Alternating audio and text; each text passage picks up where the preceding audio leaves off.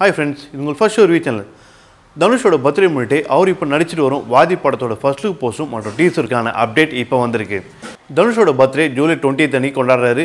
இப்போ ஜூலை 27th அன்னைக்கு வாதி படத்தோட ஃபர்ஸ்ட் லுக் போஸ்டும் ஜூலை 28th அன்னைக்கு வாதி படத்தோட டீசரும் வெளியிட்டு போறாங்க. இந்த படம் தயார் பண்ணிடுறோம் இப்போ அறிவிச்சிருக்காங்க. இதனால தனுஷ் ரசிகர்களுக்கு டபுள் கொண்டாட்டமாக அமைப்பதுன்னு சொல்லலாம்.